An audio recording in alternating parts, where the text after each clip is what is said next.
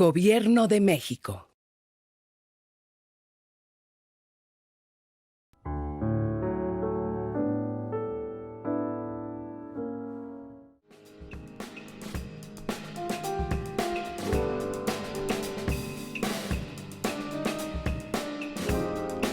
Buenas tardes a todos los que siguen este ciclo de conferencias sobre COVID-19 y el consultorio de primer nivel de atención. Hoy, martes 17 de noviembre, tenemos una ponencia por demás interesante, en tanto que estamos justo, además de estar con la pandemia de COVID-19, estamos con la temporada de influenza. Para ello, el doctor Alejandro Macías Hernández va a tratar el tema de la interacción de COVID-19 e influenza, el manejo en el consultorio del primer nivel de atención. Le agradecemos al doctor Alejandro Macías que esté con nosotros. El doctor Alejandro Macías es un médico especialista en medicina interna, infectólogo reconocido, que es profesor de tiempo completo en la Universidad de Guanajuato, quien cursó su carrera de médico cirujano en la Universidad de Guanajuato, hizo su especialidad en medicina interna e infectología en el Instituto Nacional de la Nutrición, Salvador Subirán. Es especialista en laboratorio de microbiología y salud pública por la UCLA y además tiene una maestría en ciencias en biología molecular de enfermedades infecciosas por la Universidad de Londres. El doctor Macías, además de ser un infectólogo reconocido a nivel nacional e internacional, es miembro de la Academia Nacional de Medicina de México y además investigador nacional nivel 2 por parte del Sistema Nacional de Investigadores. Doctor Alejandro Macías, le agradecemos mucho su participación y le paso a usted el micrófono. Hola, ¿qué tal? Muchas gracias, Fernando. Muchas gracias a la CONAMED. Muchas gracias. Doctor Fernando Meneses por su invitación. Para hablar de esto, que es la interacción entre el COVID y la influenza y qué parte juega el médico general o el primer nivel de atención. Hay que recordar que los coronavirus humanos tradicionalmente se consideraban virus de baja patogenicidad, o sea, que son virus grandes, pero que causan generalmente catarros. Se conocían el OC43, el 63, el 229, el HKU1, pero como virus menores. Así que en 2002 fue una sorpresa que estos virus, que son endémicos y mundialmente no han causado un serio problema, que estuvieran dando un síndrome tan grave como el primer SARS. Y posteriormente, el síndrome del Medio Oriente y ahora este nuevo SARS. Sabemos que los coronavirus vienen de los murciélagos, se adaptan a un mamífero peridoméstico. El primer SARS fue hacia un gato salvaje, el segundo fue hacia los camellos en su estrecha relación con los beduinos y este parece tener relación, aunque no hay seguridad todavía, sobre este animalito que es el pangolín, que se usa mucho en la medicina tradicional china.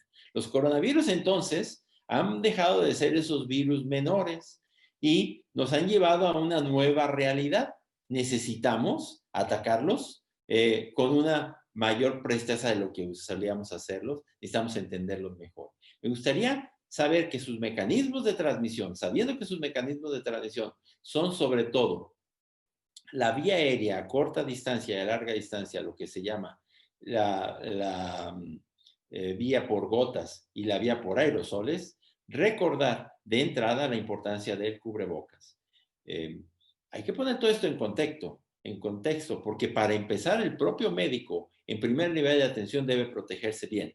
Los cubrebocas sabemos que protegen a los demás, y ese ha sido el discurso de siempre. Esta es una imagen clásica de los 40s, pero ahora sabemos que las gotas respiratorias son de varios tipos. Y unas que se llaman balísticas, que son muy grandes y que llevan una gran carga, pero hay otras que se llaman inhalables, torácicas y respirables, que son más pequeñas. Esas son las que protegemos con el uso de gogles y sobre todo de cubrebocas, de un buen cubrebocas, que hablaremos qué es un buen cubrebocas.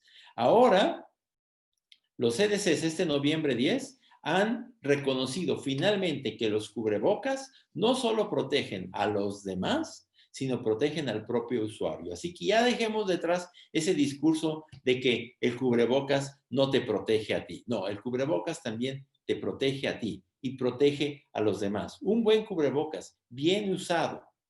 Aquí hay todas las referencias que puedan encontrar por parte del CDC. De los CDCs hicieron una muy buena revisión de por qué hay que usar cubrebocas para proteger a los demás y para protegernos a nosotros mismos. Y hay modelos matemáticos que muestran que si todos usáramos el cubrebocas para la tasa de reproducción de esta enfermedad que anda entre 2,5 y 4, en alrededor de un par de meses podríamos dominar, por lo menos controlar esta epidemia de COVID-19, porque nadie se equivoque, no se ha terminado ni se va a terminar pronto. No tengamos esa fatiga de pandemia de que ya nos fatigamos del virus cuando el virus no se ha fatigado de nosotros. Esta es una enfermedad que se va a mantener con nosotros durante todo lo que resta de este año y muy probablemente todo el 2021 hasta que no tengamos los efectos de la vacunación.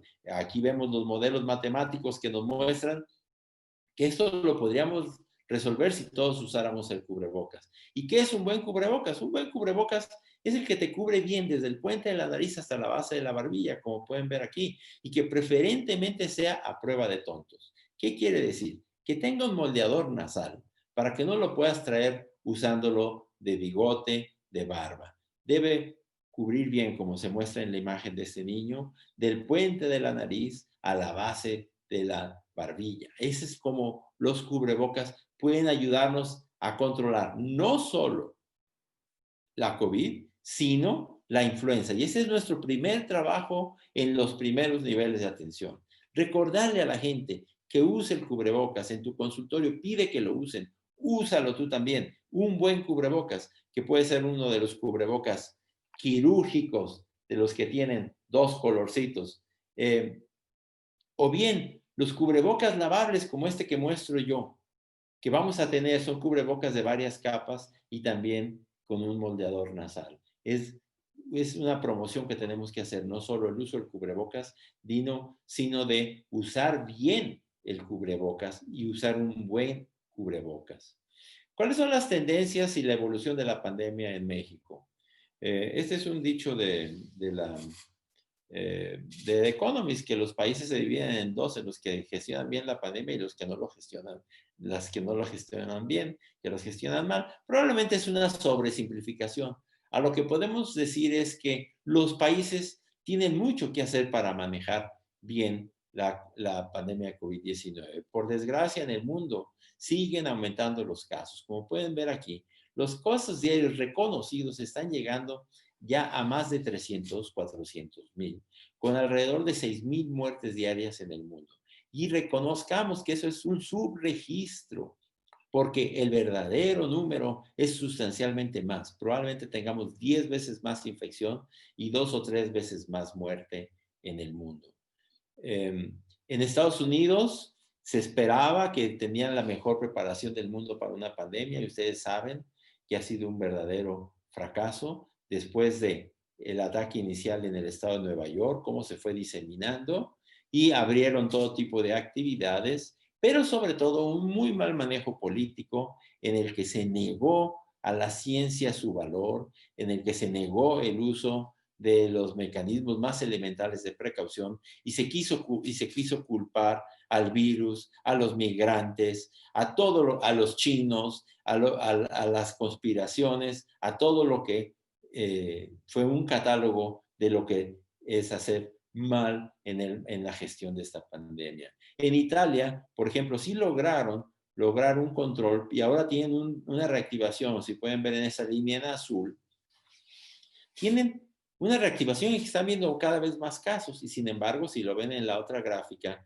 la línea en marrón, pueden ver que aunque tienen muchos más casos, tienen mucho menos mortalidad. ¿Por qué?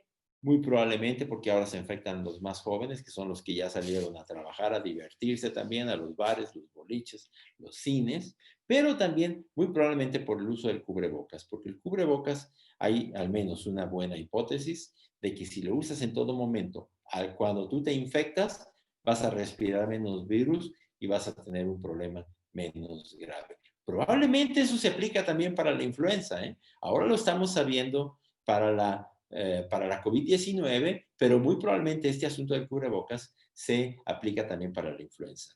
El caso de Corea del Sur es un ejemplo de lo que podemos llegar a hacer si manejamos las cosas muy bien. Como ven, llega la epidemia, ataca, ven las tendencias en azul, las tendencias de cada 7 días, y lo llevan prácticamente a cero, y después pueden lograr un control de los brotes posteriores, aplicando las medidas de distanciamiento, de búsqueda de casos, de aislamiento, de cuarentena, el uso generalizado del cubrebocas, que ha sido cultural en todos esos países orientales, China, Corea del Sur, Japón, Taiwán, Singapur, todos ellos tienen como una parte cultural muy importante el uso del cubrebocas, que llegó para quedarse y que todavía a nosotros nos falta darle un mayor impulso. Vean ustedes en Corea del Sur cómo se ve tan cortada la gráfica de mortalidad, pespunteada, digamos. ¿Por qué? Porque un solo caso de muerte en Corea del Sur baja sustancialmente y sube las tasas. Fíjense aquí, 5, 7, 8 pacientes muertos diarios es lo máximo que han tenido, pero si a ellos se les mueren 2 o 3 pacientes en promedio por día, eso cambia la gráfica. Si ustedes ven el eje de las ordenadas, por ejemplo, en Estados Unidos, estamos hablando de centenas, centenas. Y en el caso de las enfermedades, decenas de miles, centenas de miles ahora en el mundo, y en los Estados Unidos más de 100,000 casos todos los días. Conclusión, esto no se ha acabado. Y en México, por desgracia, no hemos podido tampoco llevar las tasas a cero. Y en la imagen más reciente ustedes pueden ver que esta forma de campana inclusive tiene una tendencia que parece hacia arriba y que no señala que en el periodo ahora, con el frío, podemos pasarla mal. Puede ser que este virus todavía nos muestre muy malas cosas en México con la llegada del invierno, como ya se está viendo en los Estados Unidos. Otra vez, nadie se equivoque. Esto no es un problema que ya se acabó ni que se vaya a acabar pronto. Y que muy probablemente vamos a ver complicado este invierno con la estación de influenza. Y de lo que se trata también es de que sepamos médicamente, clínicamente, qué es lo que tenemos que hacer para que no se nos junten las dos cosas al mismo tiempo y que sepamos qué hacer ante un enfermo. No vemos la luz al final del túnel en México.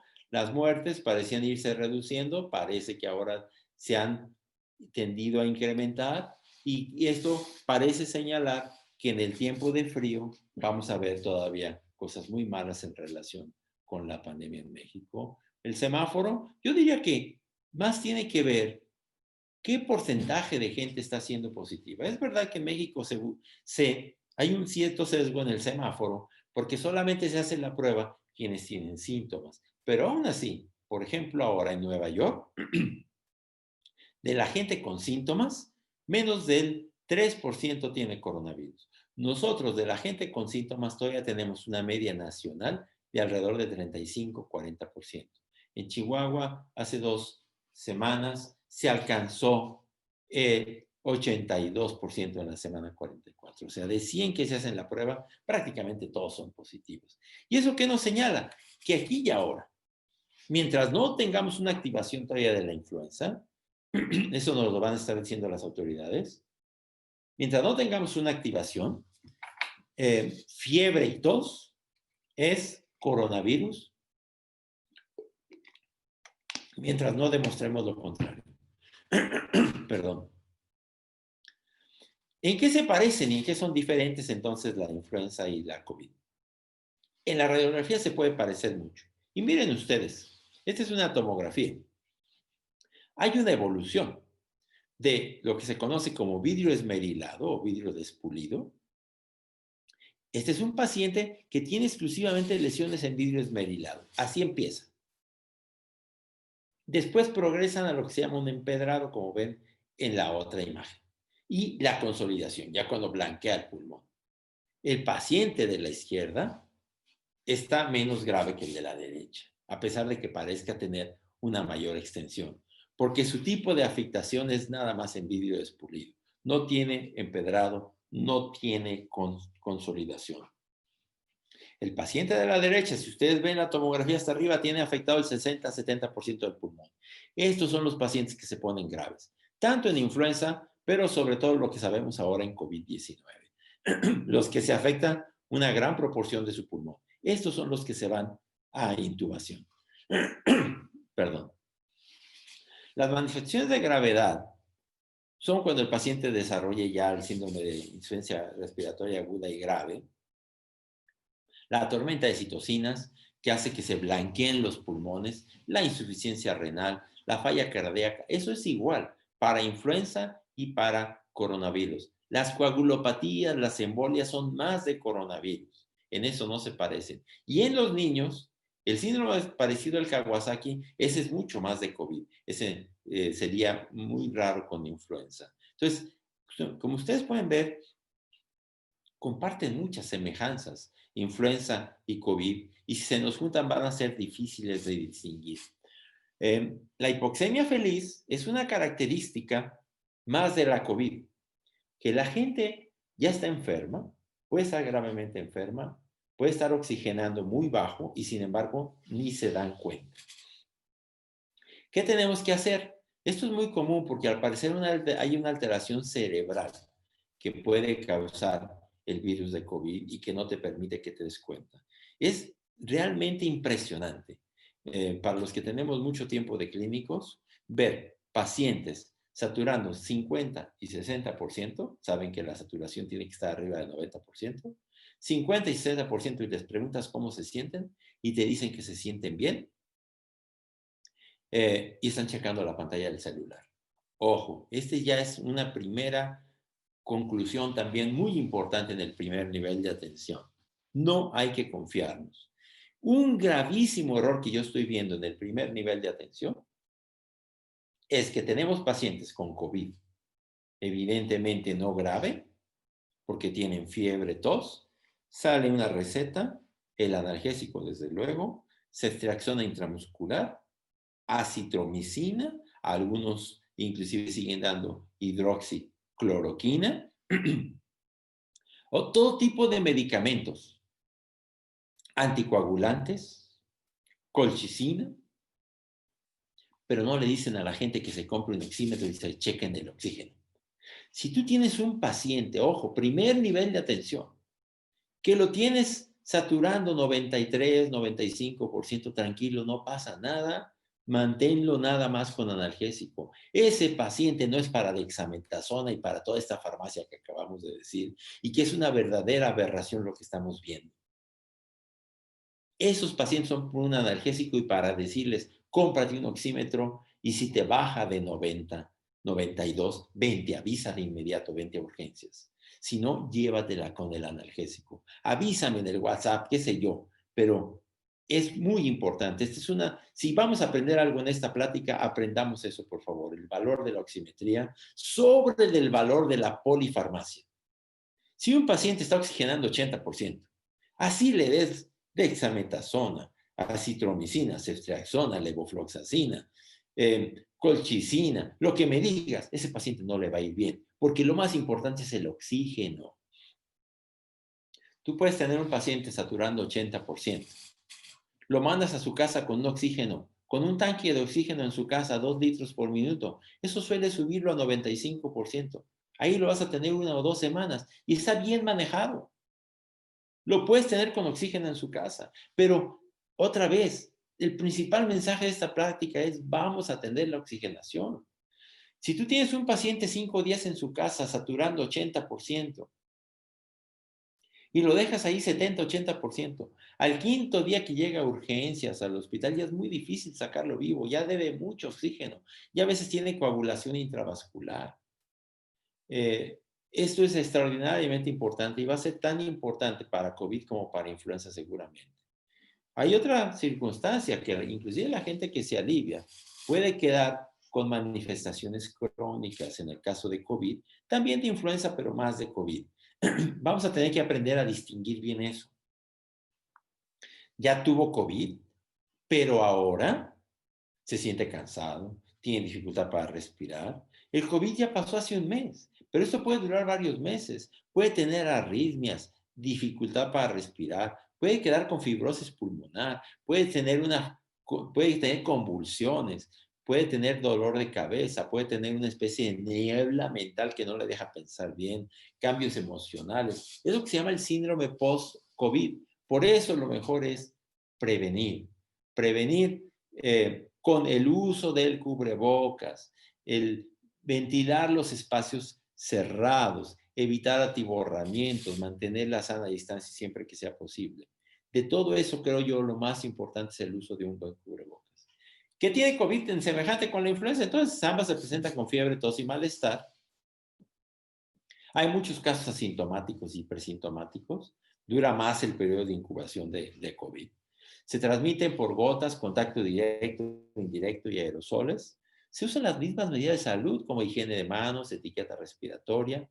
En pandemias responden al distanciamiento social. Entonces se parecen. Pero son diferentes en el periodo de incubación. Es mayor para COVID. Influenza es 1 o 2 días. En cambio, COVID, la media es de 6 días y puede ir hasta 14 días. Es mucho más paulatino COVID. Influenza es mucho más súbita. Para COVID no tenemos un buen antiviral ni una vacuna. Tiene una mayor tasa de contagio. El R0 de COVID se estima entre 3 y 6, mientras influenza es alrededor de 1,5. O sea, una persona con COVID en promedio va a infectar a 3 o 4. En cambio, una persona con influenza va a infectar en promedio a 1 o 2. Hay mayor daño multiorgánico en COVID-19, mayor propensión a coagulación intravascular y muerte, y me refiero a coagulación intravascular y muerte en el COVID, y los niños se contagian de los adultos, mientras que en el caso de COVID, los niños se contagian de los adultos en el caso de COVID y en influenza es al revés. Y los niños en COVID se afectan poco. En cambio, en influenza, los niños menores de 5 años suelen tener cuadros graves o pueden tener con mayor frecuencia cuadros graves. Entonces, vamos a tener influenza en la era COVID. Ustedes pueden ver ahí 2 radiografías que se parecen mucho. Son infiltrados bilaterales, cotonosos. El de la izquierda, por ejemplo, que ven ustedes ahí, es una mujer de edad avanzada con COVID. El de la derecha es un joven con influenza. Se parecen mucho. Y si los dos tienen fiebre y dificultad para respirar, va a ser muy difícil distinguirlos. Por eso va a ser tan importante la vacunación de influenza este año en México. La infección, además de uno, no excluye la infección del otro, pueden venir juntos. Y en ausencia de vacunas y de medidas, es muy probable que lleguen a co-circular influenza y COVID-19. El diagnóstico diferencial, como decíamos, no va a ser sencillo y va a ser muy importante el uso de mascarilla, cubrebocas, intervenciones no farmacológicas como el distanciamiento social, la vacunación, la ventilación de los espacios cerrados para evitar el contagio por aerosoles. Los grupos de influenza también se parecen mucho. Yo pongo edad avanzada en interrogación porque más que la edad avanzada son las condiciones generales. Tú puedes ver una persona de 70 años de edad en perfectas condiciones físicas, que hace ejercicio, que cuida su peso, cuida su presión arterial, si tiene diabetes la controla. Ese le va bien con uno y con otro. Puedes ver a alguien joven, como ha pasado en México, con sobrepeso, con adicciones, con tabaquismo, con hipertensión descontrolada, con alteraciones de la tolerancia a la glucosa. Eso les puede ir muy mal. Sobre todo los hipertensos, el COVID les suele ir muy mal. Los enfermos crónicos como diabetes para los dos, sobrepeso, obesidad en los dos, adicciones, personal de salud, porque solemos respirar un inóculo muy alto, mujeres embarazadas en ambos, y niños menores de 5 años, eso es en el caso de la influenza. COVID no afecta con preponderancia a los niños menores de 5 años. Si los infecta y generalmente de manera asintomática. El diagnóstico, bueno, es clínico. Mientras que las autoridades no nos digan que hay actividad de influenza, el que tenga fiebre, tos, dolor de garganta, anosmia, pues tiene COVID-19. Si ya nos están informando que están las dos circulando, va a ser más difícil. Que si necesitan un cuadro de PCR para fines clínicos, no necesariamente. Perdón, una prueba de PCR. No necesariamente, es una prueba muy buena, pero puede inclusive, como ven en esta imagen, seguir siendo positiva cuando ya después de la actividad clínica, ya se resolvió la clínica y la prueba puede seguir saliendo positiva. Y no es una prueba 100% sensible, es una prueba que tiene una sensibilidad del 70%. Quizá en el futuro tengamos pruebas de antígeno, como vemos allí, tanto para COVID como para influenza. Para influenza ya las tenemos, son buenas, pero tienen sensibilidades alrededor del 80% comparadas contra PCR. Ustedes no les parezca que antígeno es mejor que PCR. Estas son comparaciones contra la PCR. Las pruebas de antígenos tienen sensibilidades y especificidades razonablemente buenas y a lo mejor en el futuro haremos más pruebas de antígenos porque, como ustedes pueden ver ahí en esa imagen, corresponden más al periodo infectante. Y las pruebas de anticuerpos no te sirven clínicamente porque en el momento en que la persona está con la infección es lo que se llama pruebas rápidas. Es como una prueba de embarazo en suero, en sangre. Si en el momento en que la persona está con la enfermedad, pues en ese momento todavía no hay anticuerpos. Entonces, conclusión de esto, el diagnóstico sigue siendo clínico. Las pruebas son más para confirmar y para buscar casos y buscar casos alrededor del paciente. Ahora, el manejo. En el manejo yo digo que los médicos nos dividimos entre los nihilistas y los médicos de guerrilla. De una manera un poco como los luchadores, los técnicos y los rudos. Los rudos es el que usa todo lo que ya escuchó, que si oye que hay acitromicina, le da acitromicina. Si oye que mejora con antibióticos, le da ceftriaxona. Que la colchicina, pues ya le agrega la colchicina. Que un anticoagulante, ya le agrega el anticoagulante desde un principio. Que dexametasona, desde un principio de dexametasona. Malo. Eso es médicos de guerrilla, saturan a los pacientes de farmacia y no les ayudan. Es más que se compliquen. Pero por otro lado están los demasiado técnicos, los nihilistas, los que no ven pacientes o que son muy escépticos de todo, dicen no, y no usan prácticamente nada y tardan mucho en adoptar la medicina. A lo que tenemos que evolucionar es lo que se llama una medicina sensible, que ni muy, muy, ni tan, tan. Que no te vayas como un médico de guerrilla a dar de todo, pero que también aceptes que hay algunas cosas que la evidencia va agregando que tienes que usar en la clínica. Es lo que se llama tener una medicina translacional sensible, que no sea ni muy, muy, ni tan, tan. Pero ya sabemos que para mitigación y prevención, tanto de influenza como COVID, tenemos medidas no farmacológicas también, sana distancia, higiene de manos. En el caso de la influenza tenemos vacunación. En el caso de influenza también tenemos quimioprofilaxis. Por ejemplo, oseltamivir para un contacto en casa que se pueda poner muy grave. Llegó alguien de la calle con influenza y saben que el abuelo tiene diabetes, le puedes dar quimioprofilaxis con oseltamivir. Sin embargo, eso no lo tenemos en COVID. ¿Qué tenemos entonces para el tratamiento? Sintomáticos. Vitamina D no está mal. Prácticamente todos podemos tomar un poquito de vitamina D3. En México el nombre comercial más común es el Histofil. No hay que exagerar en la dosis. No hay que dar multivitaminas. No hay que dar calcio. No hay que dar vitamina A con vitamina D y vitamina E. No, una vitamina D solita. El nombre comercial es Histofil, el más común. Hay otros, pero una tableta de 4,000 unidades cada semana. Esto es extremadamente importante, lo que le decían, oxigenoterapia, o sea, nada más sintomático y vitamina D acaso, y dile a la gente su oxímetro. No le des esteroides, antibióticos, enoxaparina, plasma de convalescencia, acitromicina, ivermectrina, dióxido de cloro, nada de eso. El paciente lo que dice es checar la oxigenación. Mientras esté en más de 92%, así llévatela. En 2-3 semanas va a estar bien, a veces antes. Pero también no hay que confundir evitar intubación, porque hemos dicho, a ver, es mejor que el paciente lo puedas mantener en casa siempre y cuando tengas una oxigenación adecuada. Pero no se vale tampoco decir, lo vas a tener en casa aunque baje la oxigenación. Ahí es donde está la cosa muy mal. En cuanto baje la oxigenación, hay que mandarlo al hospital. Porque si ya no te alcanzan las puntas nasales, yo tengo muchos pacientes con COVID y puntitas nasales en su casa, he manejado decenas de eso y es muy importante que vigilemos, como decíamos, la oxigenación. Las puntas nasales, el que necesita oxígeno porque ya bajó de 92, ese ya necesita dexametasona.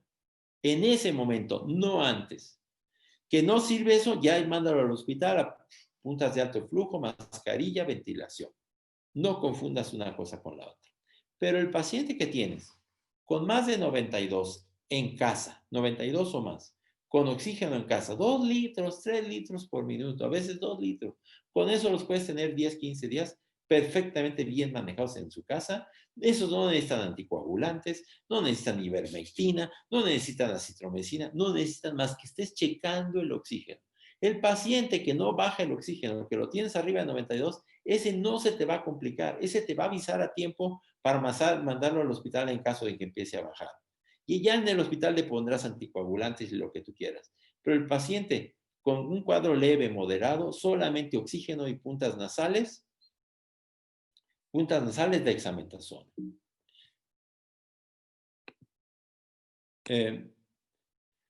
Hay evidencias de que estamos usando demasiado dexametasona en cuadros leves y tempranos. Este es un estudio que salió recientemente, el estudio Recovery, que muestra que la dexametasona le ayuda ya al que le falta el oxígeno y al que está intubado, no al que tiene sin oxígeno. Otra vez, aprendamos eso. No hay que usar dexametasona si no se necesita el oxígeno. En influenza tenemos el oseltamivir. Ese hay que usarlo a tiempo. Reduce el tiempo, reduce las complicaciones, reduce la hospitalización, da un poco de náusea y vómito. Se le ha atacado injustamente, inclusive en la prensa, pero hay buenos metaanálisis que muestran que en influenza hay que dar antivirales tempranamente. El problema va a ser es que tú vas a decir, bueno, ¿es influenza o es COVID-19?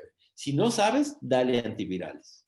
Sobre todo si sabes de las autoridades de salud que ya está circulando influenza. Muy probablemente la autoridad de salud de este año, de 2020, de la estación 2020-2021, nos van a decir que no hay influenza. Ah, bueno, pues entonces no uses antivirales. Estate pendiente de la información de la autoridad de salud para saber qué tan intensa está circulando la influenza en este momento. ¿Quiénes deben recibir antivirales? Pues los grupos de riesgo, las mujeres embarazadas, todos los que estén hospitalizados, los que pertenezcan a un grupo de riesgo de complicaciones, los niños menores de 2 años, mujeres embarazadas, como decíamos, mujeres en el posparto, pero en general, la verdad es que hay una tendencia a darle tratamiento antiviral a prácticamente todos los que tengan sospechas de influenza tempranamente. Nadie se va a complicar porque le des antivirales. Los antivirales ayudan a reducir las complicaciones. En términos generales, podríamos decir que los antivirales son indispensables para los grupos de riesgo de influenza y son optativos, pero deseables en los demás. Reducen los síntomas, las complicaciones, la hospitalización, la muerte. Por desgracia, no tenemos algo así todavía en México para COVID. Entonces, se va a necesitar muy bien el criterio del médico del primer nivel de atención para establecer, a ver, ¿esto parece influenza o parece COVID?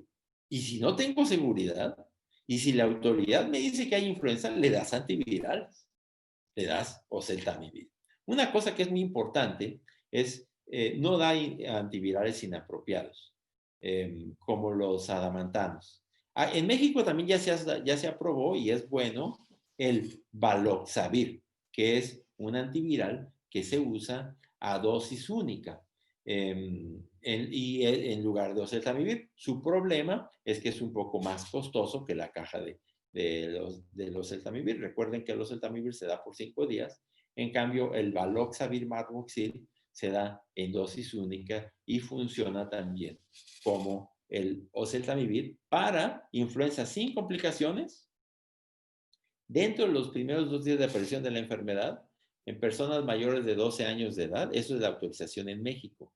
Inclusive en las personas sanas o con riesgo de presentar complicaciones, tanto para oseltamivir como para Baloxavir. En Estados Unidos ya se aprobó el Baloxavir para los niños inclusive desde el año de edad. Mientras no sepamos otra cosa, el Baloxavir no debemos darlo en mujeres embarazadas, madres lactantes, personas con enfermedades graves o complicaciones. En ese caso, habría que seguir dando o Celtamivir. La ventaja del Valoxavir, insisto, es la dosis única. Y en los Estados Unidos, decía, se ha aprobado ya para los niños a partir del año de edad. En México es toda una cultura da adamantanos, que es amantadina, rimantadina. No hagan eso. El H1N1 es resistente, H3N2 es resistente. La influenza B ni siquiera tiene sensibilidad intrínseca a los adamantanos. Por desgracia, los adamantanos se venden más inclusive que los Celtamivir en México, y es toda una cultura de la gente, de la publicidad y de algunos médicos, por desgracia, e inclusive especialistas. Yo les insisto a mis alumnos siempre, tengan cuidado con lo que recetan, porque su receta es un manifiesto de qué tan bien o mal hacen las cosas. Si yo veo un especialista o un médico de práctica general recetando adamantanos para cualquier enfermedad respiratoria adulta, cualquier enfermedad respiratoria aguda alta, lo primero que pienso es que está perdido, que no sabe lo que está haciendo. Estos son medicamentos que no debieran usarse. Aquí y ahora ninguno de los virus circulantes son sensibles a alguno de estos medicamentos. Y a veces los damos por si acaso, ¿verdad? Decir, daño no le hace. No, la amantadina, rimantadina pueden tener efectos secundarios importantes. Me gustaría que recordemos algo al respecto también de la inmunidad. Esta enfermedad, la COVID-19, no va a dejar, por desgracia, buena inmunidad. Como ustedes pueden revisar en la literatura, los anticuerpos tienden a perderse, al igual que la inmunidad de tipo celular. Probablemente esta enfermedad, que sí se cura, sí deja inmunidad, sí son raros las reinfecciones, es cierto.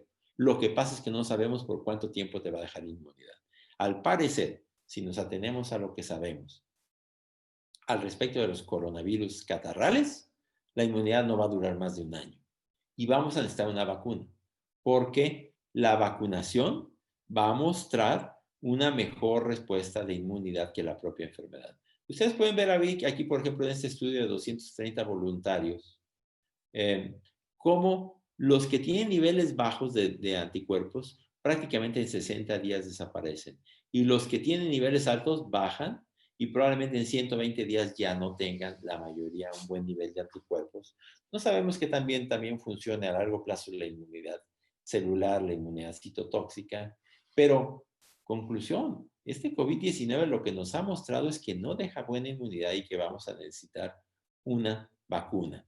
¿Por qué? Porque sin la vacuna difícilmente vamos a llegar a tener de nuevo la normalidad. Me gustaría sacar una conclusión al respecto de la clínica, antes de pasar a la vacunación. COVID e influenza se parecen mucho. Si piensas que, si no sabes cuál de las dos es, dale antivirales de tipo Celtamivir o Valoxavir. Ahora, si sabes que no hay influenza, procede como si fuera COVID-19. En uno y en otro, cuida la oxigenación. Pídele al paciente que compre un oxímetro. Ya los hay donde quiera y cuestan bien baratos, mucho más barato que llenarlo de medicina. No lleves a los pacientes de medicamentos. No les va a servir.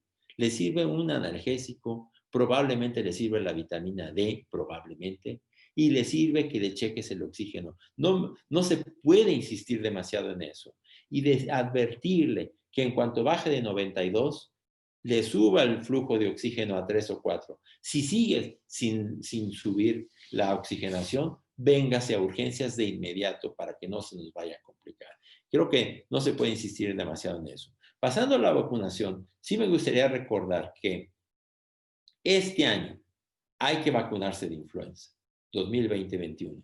Todos los que pertenezcan a los grupos de riesgo, los que ya mencionamos, personal de salud, mujeres embarazadas, niños pequeños, adultos mayores de 60 años de edad, diabéticos, personas con enfermedades crónicas debilitantes, todos esos a vacunarse para que no tengamos esa sindemia. COVID más influenza serían un colapso para el sector público y pueden llegar a dar coinfecciones. Por eso hay que esperar lo mejor, que nos pase como en América del Sur, que no se presentó bien la influenza, pero hay que prepararnos para lo peor con la vacunación e insistir en que este año es muy importante la vacunación de influenza. ¿Y qué hay de la vacunación de COVID-19? Siempre nos quejamos que por qué se está tardando tanto. A ver, no se olviden que una vacuna tarda en su desarrollo generalmente 10 o 15 años de desarrollo. Estamos hablando de que aquí estamos teniendo no un desarrollo tradicional de años de preparación, años de pruebas, de desarrollo. Hasta 15 años es lo que nos toma habitualmente tener una vacuna en el desarrollo tradicional. Para COVID-19, vean cómo se han colapsado los plazos y en menos de un año ya tenemos vacunas. Recientemente, hace unos días, Pfizer anunció que su vacuna tiene una eficacia superior al 90%. También lo anunció hace un par de días el Instituto Gamaleya de Rusia. Vamos a tener vacunas eficaces, eso parece. Y en un tiempo récord. Es sin duda, hay que rendir homenaje y al ingenio de la humanidad. Parece que vamos a tener finalmente una salida a través de la vacunación. No confundan vacuna con vacunación. Una cosa es tener la vacuna y otra cosa es tener la vacunación. Por desgracia, para que tengamos efecto de la vacunación no hace efecto hasta que no se pone. Y si vamos a tener que vacunar de los 130 millones de mexicanos, queramos obtener una cobertura del 50%, por decir algo, vamos a tener que vacunar 65 millones de mexicanos, probablemente con 2 dosis. No va a ser nada fácil. No se equivoquen. Esta situación que estamos viviendo en este momento, la tenemos que seguir resolviendo con la sana distancia, ventilar los espacios cerrados, evitar el atiborramiento, el uso de cubrebocas en todo espacio público, el manejo temprano, el tener un oxímetro para que las cosas no se compliquen. Eso es todo este año y el que sigue. Y si tenemos un efecto de la vacunación, ese lo veremos ya bien entrado el 2021, muy probablemente, casi seguramente a finales de 2021 o 2022. Esto que estamos viviendo ahorita no lo vamos a resolver con la vacuna. Hay que estar de acuerdo. La única manera en la que vamos a volver a la normalidad, digamos, del 2019, va a ser con la vacunación. Pero esa normalidad no va a ser antes de 2022. Nadie se equivoque. Y en este lapso va a ser extraordinariamente importante el manejo temprano en el primer nivel de atención. Yo creo que muchos de los pacientes que han muerto porque no tuvieron una buena atención temprana, si no es que la gran mayoría. Y en eso estamos, en ese primer nivel, en que la gente no caiga en hipoxemia, no llenar a la gente de medicamentos y de fármacos, y esperando que lleguemos a tener una vacuna. Miren ustedes, esta gráfica es interesante. Ya sabemos ahora, y eso es esperanzador, que vamos a tener buenas vacunas, con eficacia superiores al 90%, por aquí, como ven en esta gráfica. Pero vamos a tener una cobertura que dependerá, como ven, de los números 10, 20, 30, 45, de la inmunidad comunitaria ya adquirida por la enfermedad. A diferencia de influenza, COVID-19 no deja una buena inmunidad comunitaria. Deja inmunes al 10, 20%. Si ustedes trazan líneas coordenadas en esta gráfica, se van a dar cuenta que vamos a necesitar coberturas del 50%, 60% de toda la población. Vamos a tener que vacunar a más de 50, 60 millones de mexicanos. Eso nos va a tomar todo el 21 y los efectos los veremos hasta el 22. Otra vez, la vamos a necesitar, pero no va a ser pronto. Eso nos va a tomar un tiempo. Necesitamos acciones individuales. Pasar al ataque.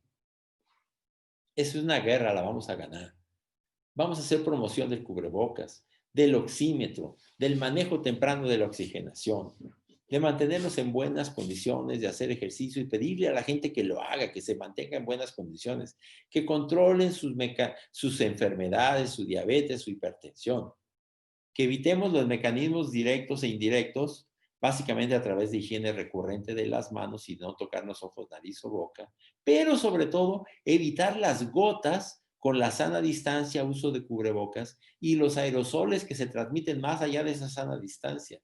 Ventilar los espacios públicos, importantísimo. Cubrebocas en todo espacio público. Quitemos esa información de que puede ser que sirva, puede ser que no sirva. No, el cubrebocas funciona de manera fabulosa si todos lo usáramos al mismo tiempo, de acuerdo a todos los modelos y a la experiencia de los países orientales. Hay que hacer una promoción del uso del cubrebocas. La calle y los parques son seguros, el virus se esparce. Hay que decirle a la gente que esté ya aburrida de estar encerrada, sal a la calle, no socialices, pero sal, camina, ve al parque, camina, corre, evita aglomeraciones y espacios cerrados. El conocimiento te puede salvar la vida, el conocimiento, el que tempranamente sepas cómo no infectarte y si te infectas, evita la hipoxemia. ¿Y qué es la parte final de esto? Cómprate un oxímetro. Si tienes síntomas, consulta, puedes hacerte pruebas, buscar a tus contactos, todo eso es útil. Pero para ti es particularmente importante que no te baje la oxigenación. Y si te baja, entonces ahora sí un hospital para que te intuben si es necesario.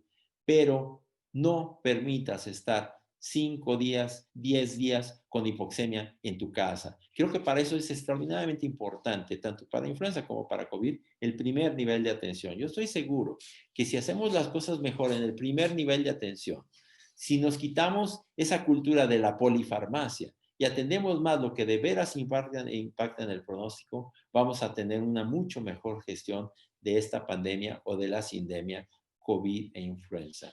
Esta es mi última proyección. Si ustedes quieren buscar un catálogo de cómo hacer las cosas mal, vean cómo se han hecho las cosas en los Estados Unidos, en el país más poderoso del mundo. Aquí dice en latín, si quieres la paz, prepárate para la guerra. Como es un dicho de las academias militares como esta de Madrid.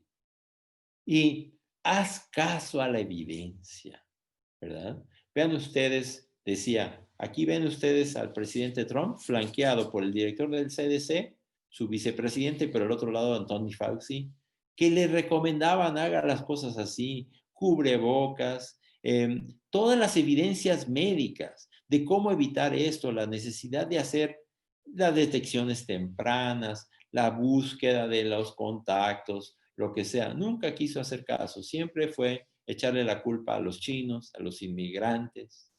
Se negó en todo momento a las acciones que le dictaban los científicos, los atemorizó, amenazó con correrlos.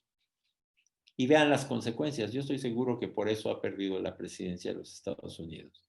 No hay que alegrarnos de eso.